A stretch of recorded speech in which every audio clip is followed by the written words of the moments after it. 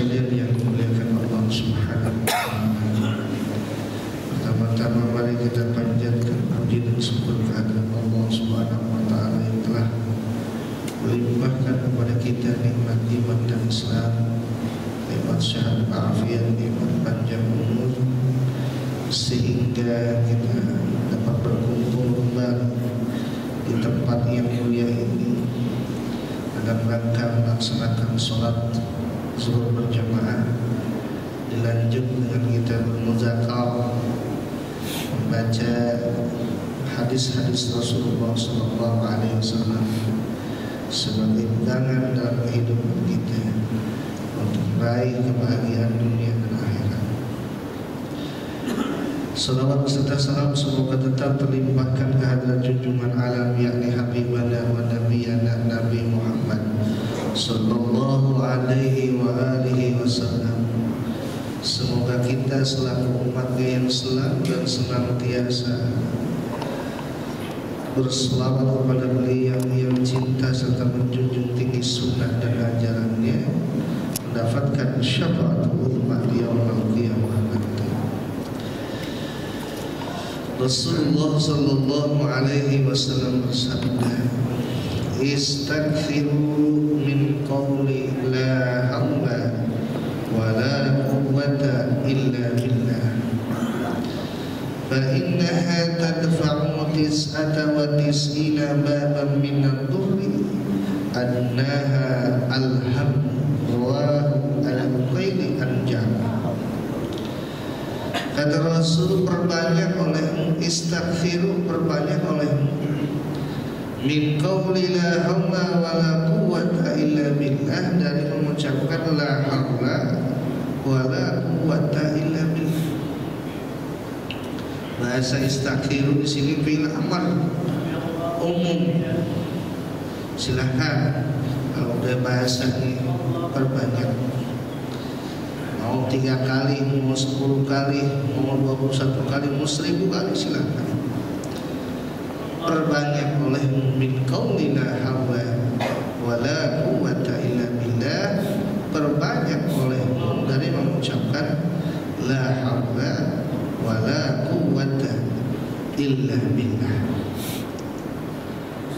Tidak ada daya untuk melaksanakan taat, wala quwwata, tidak ada kekuatan untuk menghindar maksiat illa billah, kecuali dengan pertolongan Allah. Fa innaha, maka sesungguhnya itu kalimat tadfa'u tis'ata wa tis'ina baban, itu bisa menolak 99 baban, akan pintu minad-durri, daripada kemudaratan. Kalau bahasa kemudaratan, bahasa umum, apa-apa yang kagak enak, gagal, sakit, apapun itu bentuknya kemudaratan, maka itu ditolak, kata Nabi, dengan kalimat la haula wa la quwwata illa billah. Jadi kita nggak perlu istilah kata keluarin, yang jauhkan mantra-mantra pun kalau kasang rumun handap kasang bata, sim-sim terima kasih, sim-sim pak daun rambutan, tanduk ular mati, tikus main ular teng-teng ayam bertelur, lori jalan maju jual minyak goreng hitung seperak ratus main gendang dangdut. Enggak.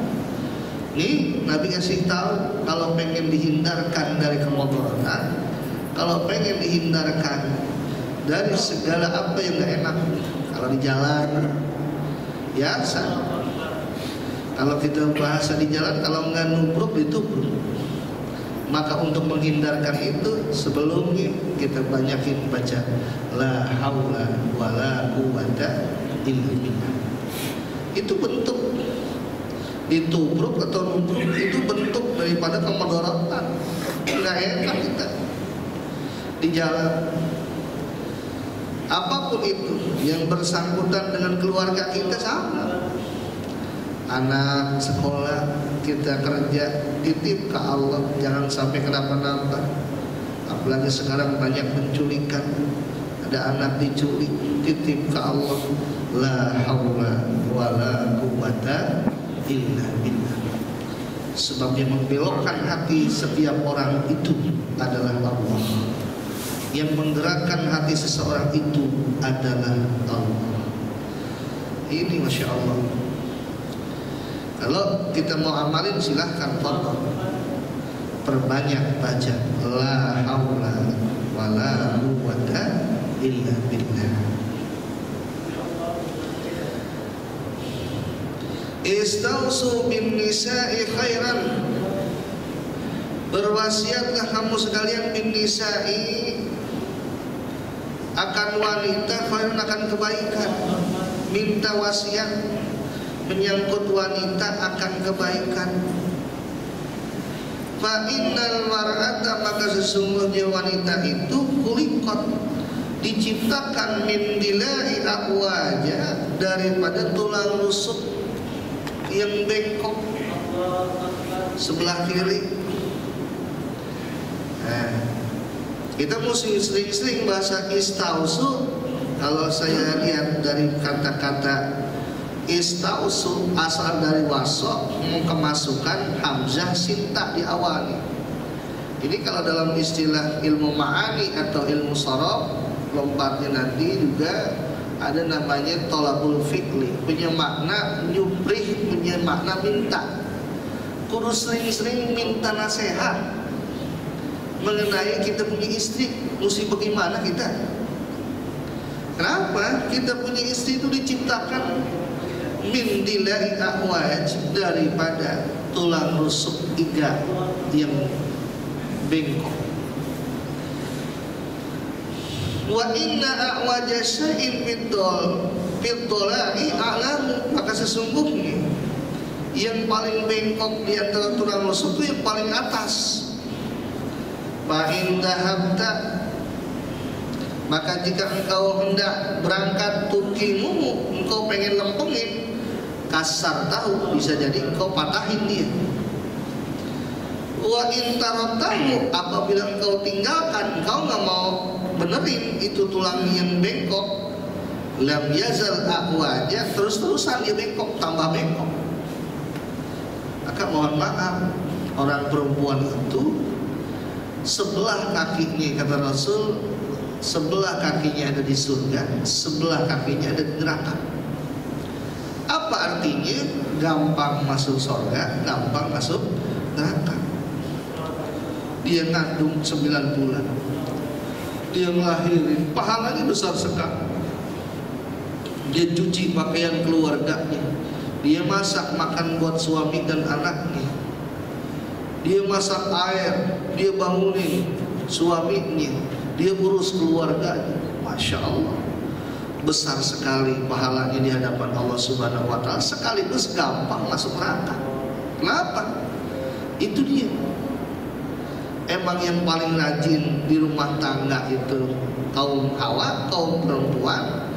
Tapi di satu sisi yang paling banyak ngomongin orang, kaum hawa juga. Dikit-dikit berangkat keluar rumah ke tukang sayur. Di tukang sayur ngapain? Tahu ngapain? Musyawarah. Ada aja yang diobrolin. Nah, ketika dia ngobrolin kejelekan orang, habis pahalanya. Nah, kayak ngeri. Kalau kita udah menggibah, apalagi ghibah asyaddu minaz zina. Ghibah itu lebih berat daripada zina. Apalagi sering berburuk sangka. Maka orang laki itu kudu bisa nyimbangin diri, kudu bisa dewasa. Kalau engkau lempengin keras dengan keras, dia bisa patah. Kalau engkau diemin, tambah bengkok. Makanya kita ibarat kata ngelus, dielus, ditak, dielus, ditak. Supaya apa? Jangan sampai dia terlalu bengkok. Berapa banyak orang laki durhaka kepada ibunya gara-gara istrinya. Bayangin, sampai ibunya kagak makan, ibunya malu mau minta sama anaknya, karena nggak boleh keluar dari dompet, ketahuan isinya, pasti cemberut. Berapa banyak itu orang-orang laki-laki jadi durhaka kepada ibunya gara-gara istri. Nah, yang paling bijak begitu. Yang paling bijak tidak kasih ke mama, kasih ke mertua. Anak perempuan kasih ke mertua, anak laki kasih ke mertua.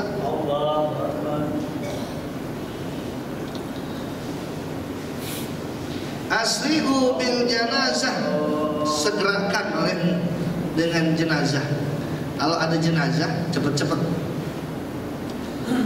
jangan sampai berhari-hari. Fa in taku salihatan, maka jika ada yang namanya jenazah ini orang soleh, fa khairun tuqaddimunaha ilaihi, maka yang terbaik adalah engkau segerakan ilaihi, kepada kuburnya. Jadi maka untuk urusan jenazah ini biasa, masih kalau di kampung-kampung masih diamalin nih. Kalau meninggal habis asar, biasanya hari itu juga pada maghrib langsung kuburin, langsung dipakai benar-benar. Tapi kalau di perkotaan repot. Kadang-kadang nunggu dulu anaknya dari Surabaya, nunggu dulu pamannya, nunggu dulu sepupunya. Nah, itu. Kenapa? Kalau dia orang baik, takin takus solihatan. Kalau dia orang-orang saleh, fa khairun tuqaddimunaha ilaihi. Sebab di lain hadis orang saleh itu berkata, wa in taku salihatan, apabila si mayit ini orang saleh, qala qaddimuni. Kalau di mayit orang saleh dia berkata, segerakan aku. Wa in kanat ghairu salihatin, apabila di mayit bukan orang saleh, qala ya wailaha aina tadhabu. Celaka deh saya nih, mau dibawa kemana saya nih kalau bukan orang soleh. Wa in taku siwa dzalik, maka apabila si mayit ternyata bukan orang baik, fasyarrun tadawunahu an riqabikum, maka sejelek-jelek perkara yang engkau tanggung di atas pundak-pundak. Jadi makanya mesti dicepetin. Mau mayit soleh, nggak soleh, pokoknya cepetin. Gitu. Rawahu as-Syaikhan an Abi Hurairah, meriwayatkan akan ini hadis oleh Abi Hurairah. Ismullahil A'zam, nama Allah Ismul A'zam, alladzi idza du'iya bihi ajaba, yang mana itu nama apabila dia dipakai buat berdoa, ajabah, Allah bakal kabulkan doa kita. Nah ini ternyata dirahasiakan. Allah rahasiakan yang namanya Asmaul A'zam. Ada beberapa hal yang dirahasiakan oleh Allah. Satu, Allah rahasiakan keredoan Allah dalam setiap ketaatan. Kedua, Allah rahasiakan murkanya Allah dalam kemaksiatan. Yang ketiga, Allah rahasiakan wali-walinya Allah, kekasih Allah pada manusia. Makanya kita nggak bisa anggap remeh seseorang. Boleh jadi orang yang kita anggap remeh itu adalah wali min auliyaillah, kekasih di antara kekasihnya Allah. Yang pernah dahulu kala Rasulullah sempat mewanti-wanti kepada Sayyidina Umar, kalau kamu nanti ketemu sama Uwais orang Koron, maka datangi dia, minta doanya. Kenapa? Itu wali min auliyaillah, seorang wali di antara wali-walinya Allah. Ternyata itu dia. Ketika Rasulullah wafat, Uwais dicari Sayyidina Umar.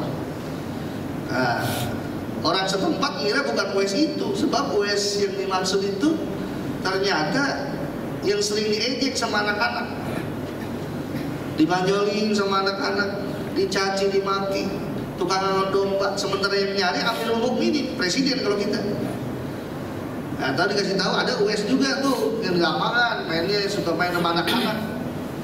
Dicari, ternyata ingat kata Rasul, dia punya tanda di pundaknya itu ada putih-putih sebesar uang recehan 100-an dulu.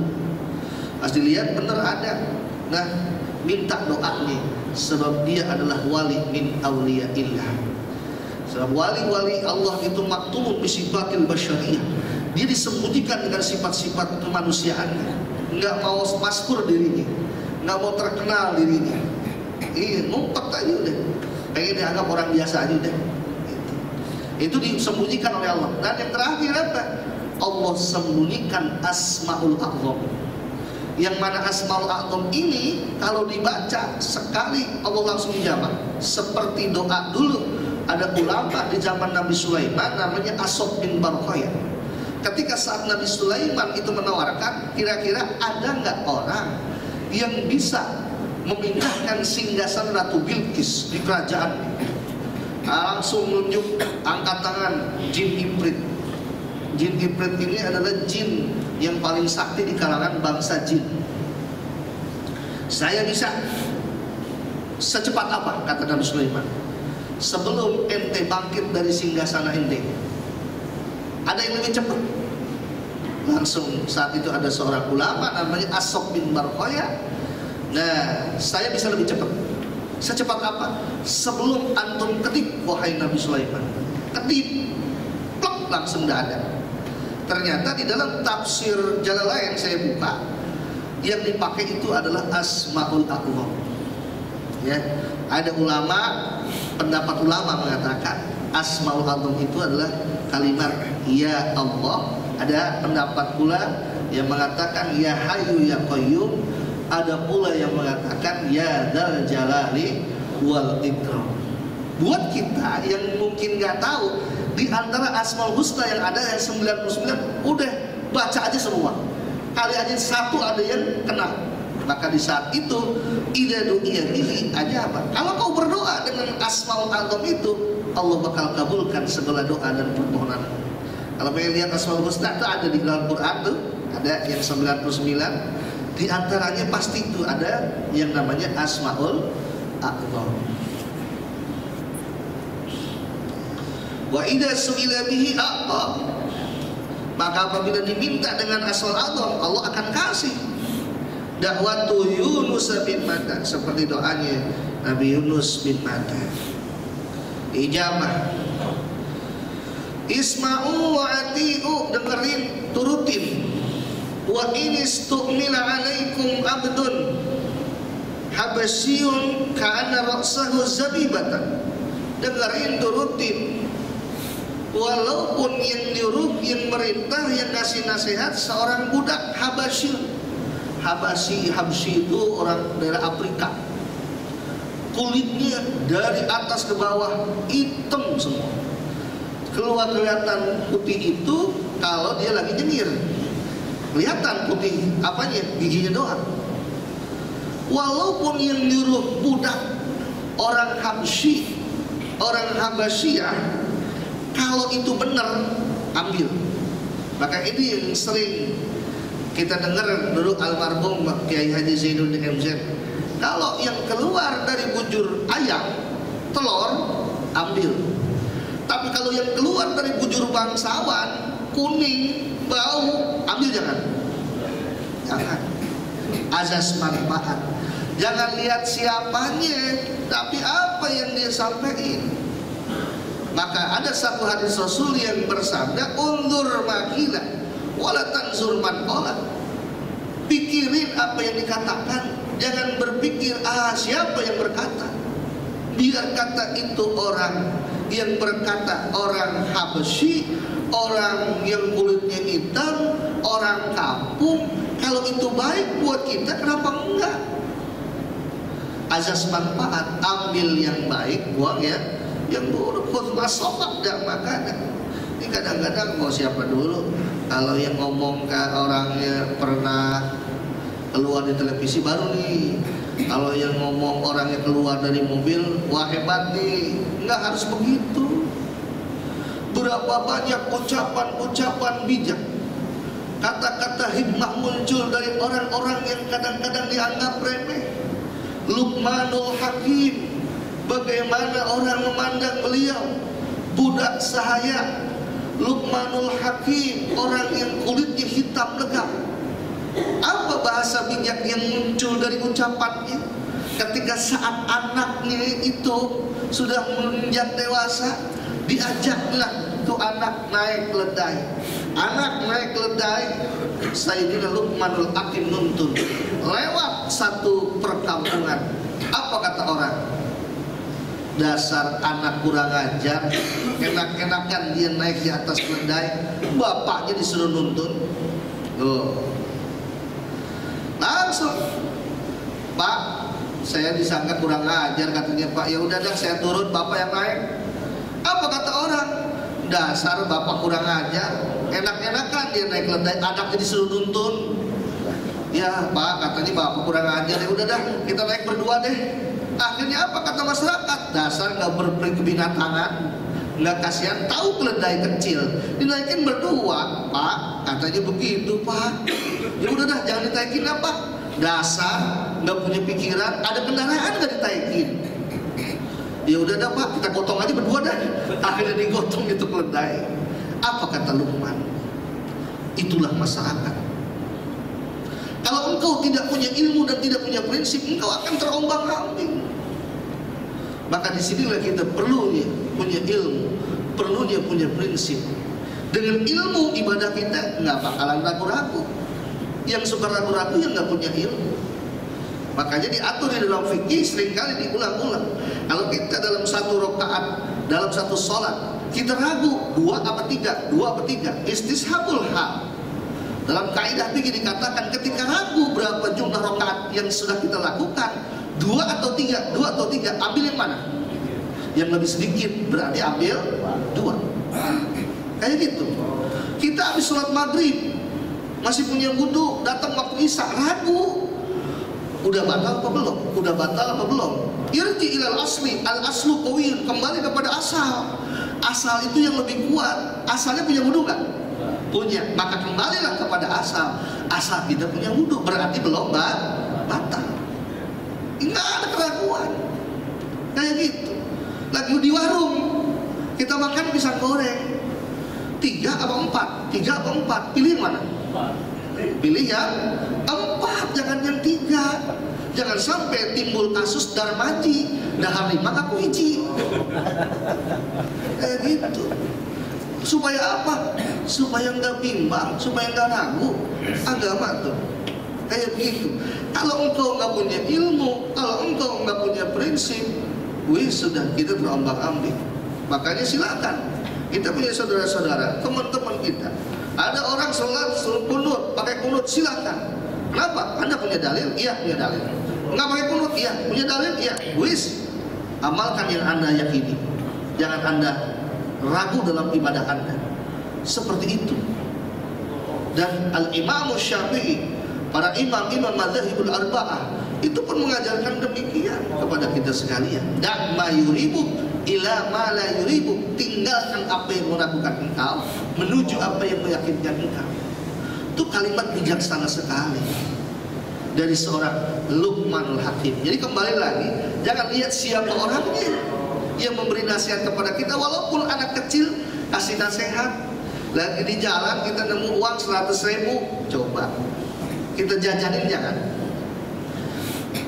Pikir aja sama logika. Ada nggak orang istilah kata buang duit begitu aja 100.000? Ada nggak? Nggak kan? Pasti tuh orang lagi nyariin uangnya. Kalau kita pakai, maka yang masuk di dalam tubuh kita. Fa'in waqa'a fis syubhati waqa'a fil haram. Kalau engkau jatuh pada barang yang syubhat, bisa jadi kau akan jatuh pada barang yang haram.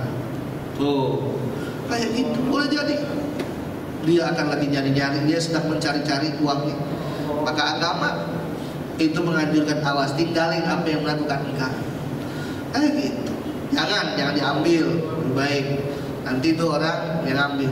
Tuh gimana nih? Masalahnya udah dikasih tahu, udah diumumin siapa yang kehilangan. Kalau udah bisa kita umumin dalam istilah fikih, kalau hal-hal yang tidak begitu berharga boleh kita pakai dengan catatan. Kalau ada orang yang cari, ganti, kasih lagi. Atau kita sedekahkan atau kita masukkan ke dalam kotak amal, kita niatin pahalanya buat siapa? Buat yang punya uang.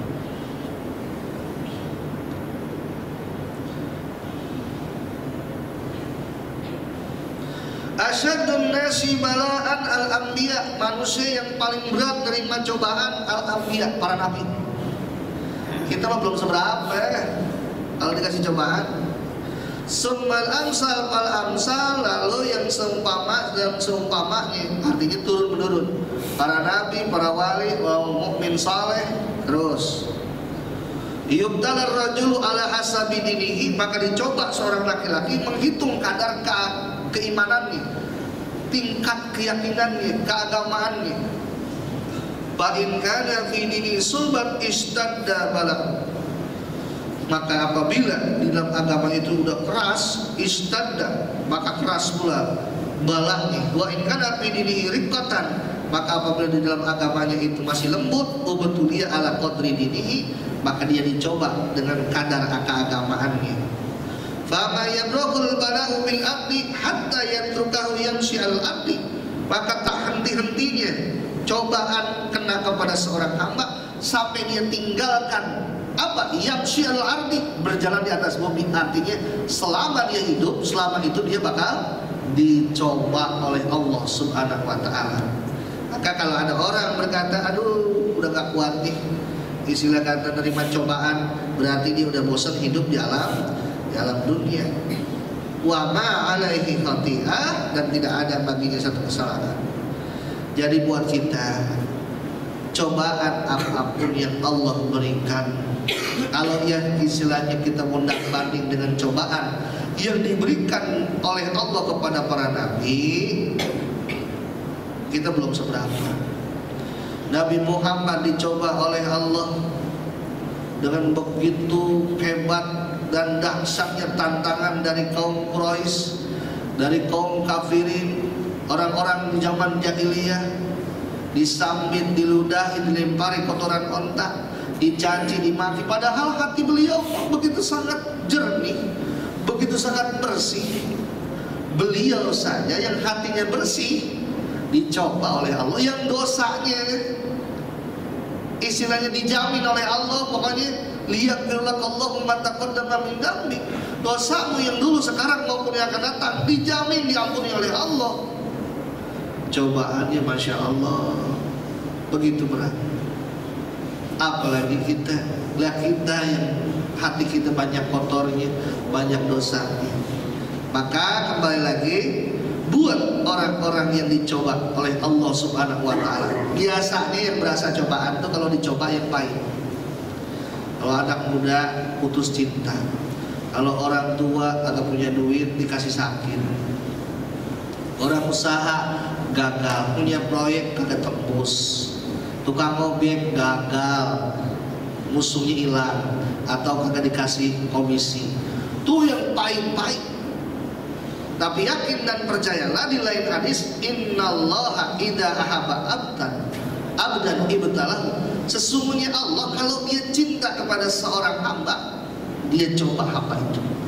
Fa'idza sabara rafa'ahu, apabila dia sabar menghadapi cobaan dari Allah, Allah akan tinggikan derajatnya. Subhanallah. Kenapa para nabi bisa lulus? Sebab terbuka dan dibukakan oleh Allah rahasia di balik pahitnya cobaan Allah. Ada hikmah di balik itu semua. Seperti seorang anak kecil, ketika saat dia sedang dihitan, dipegangin sama orang tuanya, sama pamannya, ngejerit, nangis, kejer. Ketika suntikan itu nancep di tubuhnya, nangisnya bukan main, nggak mau. Tapi ternyata tangisan ketika sudah dihitan, tangisannya tidak berlangsung lama. Kenapa nggak berlangsung lama? Ketika dia menoleh ke sebelah kanan, yang namanya koper sudah penuh dengan amplop. Alhamdulillah. Tuh, ada orang yang direjam dipegangin. Kenapa? Bisulan, dipegangin, ditusuk, ngejerit. Tapi ngejeritnya tidak berlangsung lama. Kenapa? Sesudah bisul itu pecah, alhamdulillah. Nggak lama kalau buat hamba-hamba Allah yang soleh. Maka Allah udah kasih formula, seberat apapun cobaan yang Allah berikan kepada kita, jangan jauh dari Allah. Sebab Allah kasih resep, Rabbana la tuhammilna ma la taqata lana bih wa'fu anna waghfir lana warhamna anta maulana fansurna 'alal qaumil kafirin.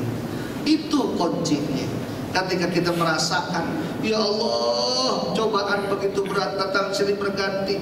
Udah habis orang tua saya habis sakit, anak lagi sakit, anak sembuh, istri sakit.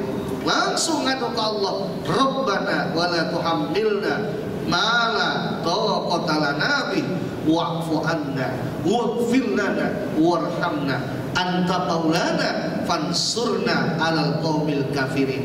Yakin dan percayalah, ketika itulah Allah akan memberikan kekuatan kepada kita menghadapi setiap cobaan. Seraya Allah buka tabir setiap rahasia dari setiap cobaan yang Allah berikan kepada kita.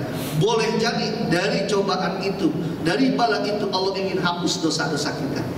Boleh jadi dari cobaan itu Allah ingin angkat derajat kita di hadapan Allah Subhanahu wa ta'ala. Maka semakin manusia sabar, semakin tinggi derajatnya di hadapan Allah Subhanahu wa ta'ala. Ketika semakin tinggi derajatnya di hadapan Allah, maka semakin ia dicintai oleh Allah. Manusia yang dicintai oleh Allah adalah kekasih-kekasih Allah, dan yang mana lidahnya begitu sangat tajam. Qada'ul hawaid bisuhulatin. Kalau dia berdoa, Allah akan ijabah setiap doa-doanya.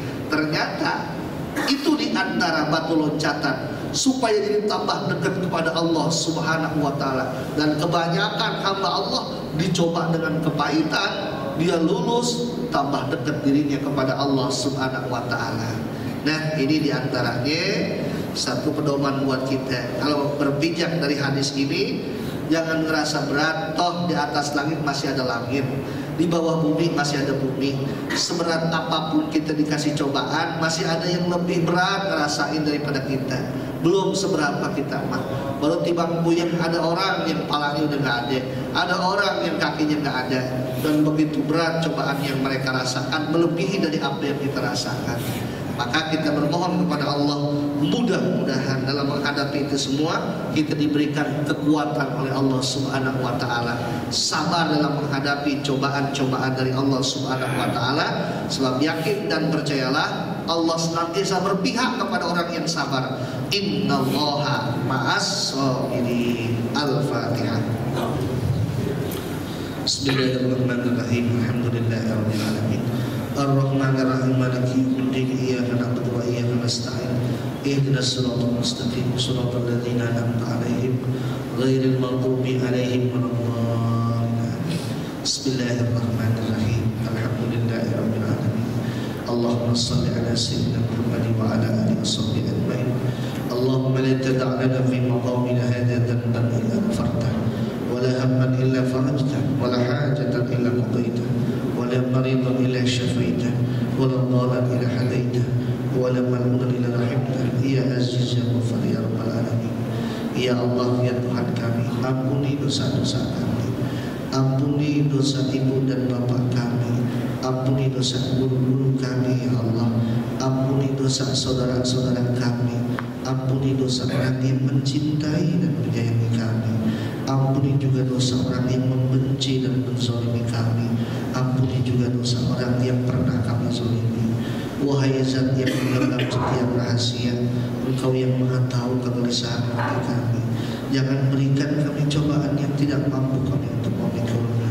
Ya Allah, ya Tuhan kami, jangan biarkan kami tinggalkan tempat ini kecuali Engkau sudah ampuni dosa-dosa kami. Jangan biarkan kami tinggalkan tempat ini kecuali Kau penuhi segala hajat dan kebutuhan kami. Jangan biarkan kami tinggalkan tempat ini kecuali Kau sembuhkan dari segala penyakit yang mendera di tubuh kami. Ya Allah, ya Tuhan kami, jangan Kau cabut nyawa kami sebelum Kau ampuni dosa-dosa kami. Ya Allah, izinkan kening ini senantiasa sujud di hadapan-Mu. Izinkan mata ini senantiasa melihat ayat ini. Izinkan lidah ini basah menyebut asma-Mu. Izinkan tangan ini ringan membantu hamba-hamba-Mu. Izinkan kaki ini melangkah di jalan-Mu. Ya Allah, ya Rahman, ya Rahim. Izinkan kami untuk bisa menjejakkan kaki kedua tanah suci Makkah wal Madinah, ziarah makam Rasulullah sallallahu alaihi wasallam. Ya Allah, berkahi hidup kami. Jadikan kami anak-anak yang soleh dan solehah. Jadikan anak-anak kami anak-anak yang soleh dan solehah. Jadikan keluarga kami keluarga yang sakinah mawaddah warahmah. Jadikan rezeki kami yang berlimpah juga berkah. Ya ilahana wa ilah kulli syai', ya dzal jalali wal ikram, ya dzal jalali wal ikram, ya dzal jalali wal ikram. Amin ala dinil Islam. Wassallallahu ala sayyidina Muhammad wa ala alihi washabbihi ajmain. Walhamdulillahi rabbil alamin. Subhanaka Allahumma wa bihamdika asyhadu an la ilaha illa anta astaghfiruka wa atubu ilaik. Assalamualaikum warahmatullahi wabarakatuh.